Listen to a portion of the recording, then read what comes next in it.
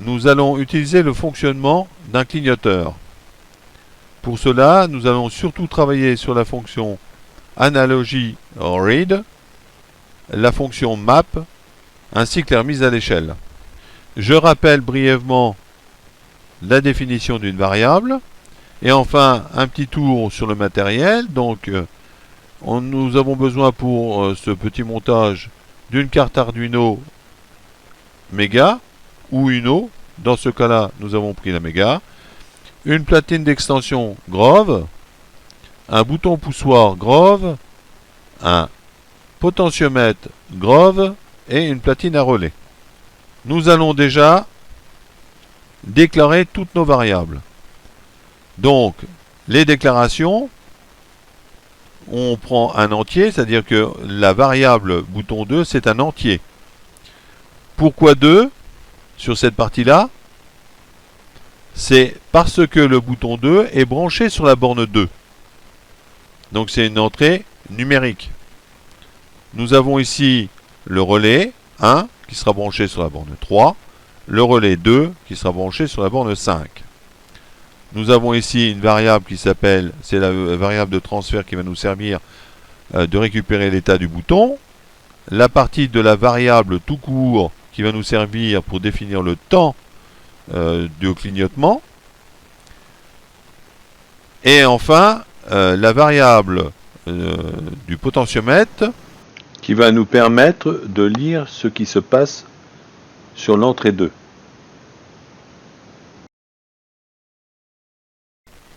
Nous allons maintenant travailler sur la fonction setup. Voilà. N'oubliez pas, la fonction setup est indispensable pour la configuration des entrées-sorties. Alors, tout au début du programme, on déclare nos entrées-sorties et nos variables, si c'est des variables globales d'ailleurs. Et dans la partie setup, on configure une partie de ces variables. On va configurer avec la fonction pinMode l'état de mon bouton. Et on lui précise qu'il va être en entrée. pinMode sur la deuxième partie, on va configurer le relais 1. Le relais 1, c'est une sortie, donc c'est output, ainsi que le relais 2. Sur la partie setup, c'est tout ce qu'on aura. Nous allons maintenant travailler sur la partie de la boucle infinie, donc la boucle LOP. Voilà. Toujours deux accolades. Et donc le programme se trouvera dans cette partie du programme principal, entre les deux accolades. Alors maintenant nous allons, puisque tout ce que nous avons vu avant là, dans cette partie de programme, ça se trouve dans les tutoriels 1, 2, 3. Donc c'était juste une petite révision. Ce qui est important dans cette partie-là, c'est surtout la partie analogique. Donc, voici un petit pavé sympa. Alors, la première chose. Donc, nous avons notre variable ici qui s'appelle variable. Elle est égale à quoi? Eh bien, on va lui dire de lire la borne analogique qui s'appelle potard pin. Alors, la valeur qu'on va lire physiquement, c'est une valeur qui va être comprise entre 0 et 5 volts.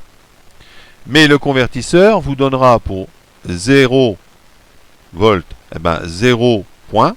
Et pour 5 volts, vous donnera 1023 points. Et tous les points entre ces deux, c'est-à-dire entre 0 et 1023, ça vous donnera la valeur du potentiomètre.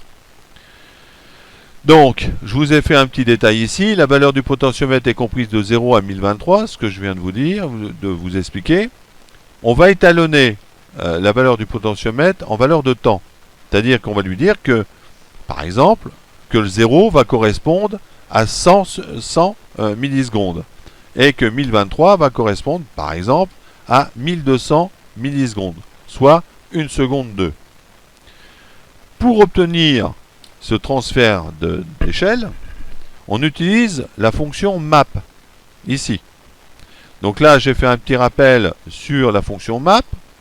on met la variable, virgule, la valeur basse de départ. Dans ce cas-là, eh bien, ça sera le 0 de la sortie de mon convertisseur. La valeur haute de départ, ça sera le 1023. Et puis, après, nous aurons la nouvelle valeur basse. On a dit que la base de temps sera comprise entre 100 et 1200 millisecondes. Donc, la valeur basse est 100 millisecondes. Et la valeur haute, c'est 1200 millisecondes. Donc, voici la syntaxe complète. La variable est égale à map, le nom de la fonction, ouvrez la parenthèse.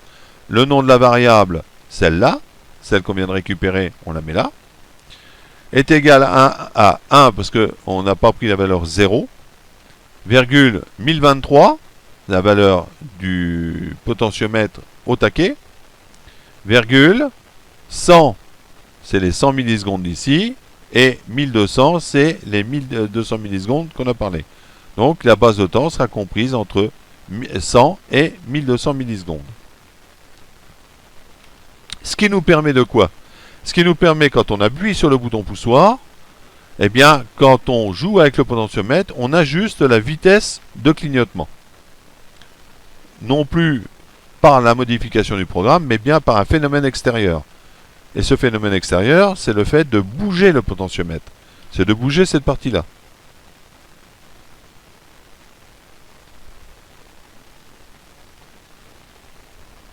Ensuite, on reprend un peu le premier clignoteur qui a été défini sur le tuto 1, 2, 3.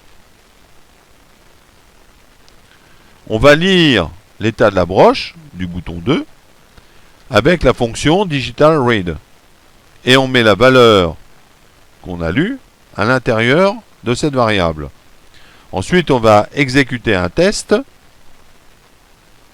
qui est le suivant. Si bouton 2V est égal à l'état haut, eh bien, on va faire, on ouvre les accolades, on va réaliser tout ce qu'il y a entre ces deux accolades. Entre autres,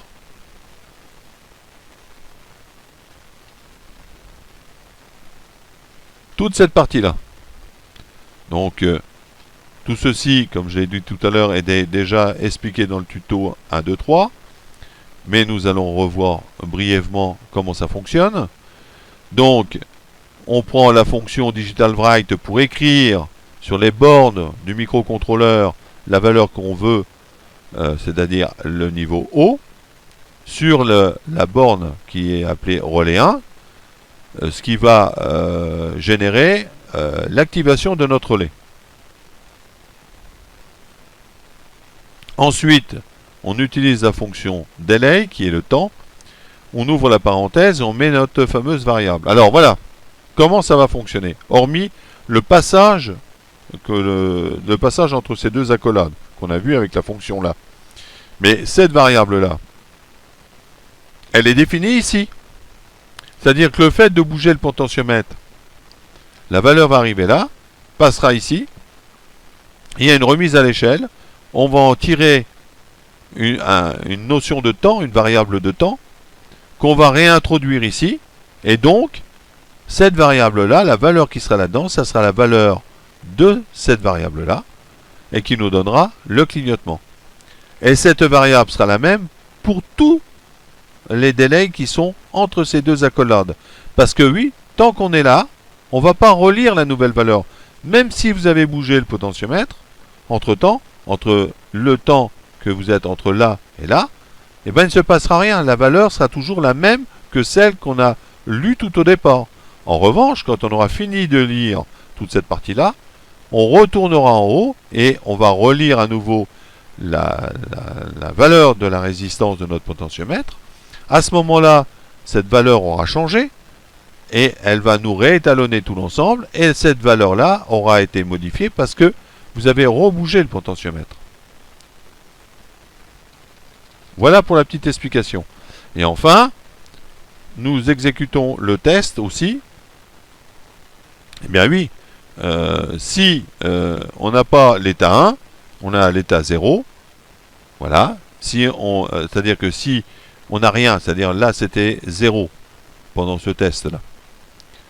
Eh bien, si on a 0, donc on passe pas là-dedans, on vient ici et on va exécuter le bout de programme qui est entre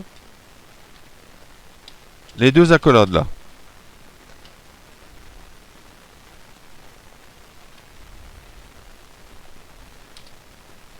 Voilà.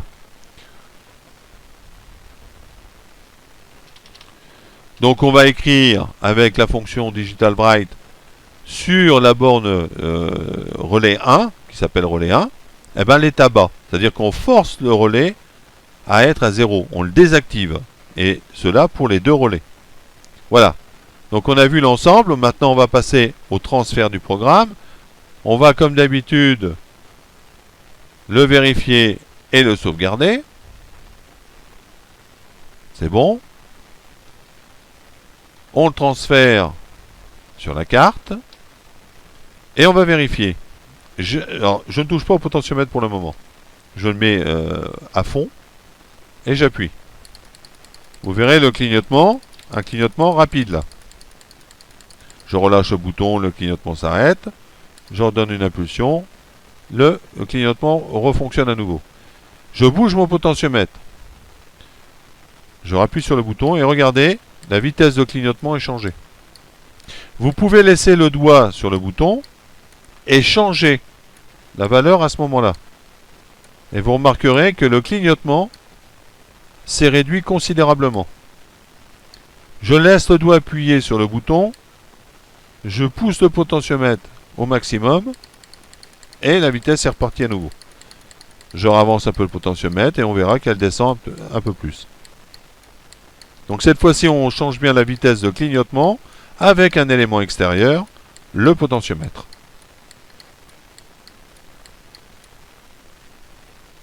En résumé, nous avons vu comment une entrée analogique, la remettre à l'échelle dans une autre valeur, et là en l'occurrence une valeur de temps, pour l'utiliser dans une base de temps. J'espère que ce tuto vous sera utile pour vos différents montages.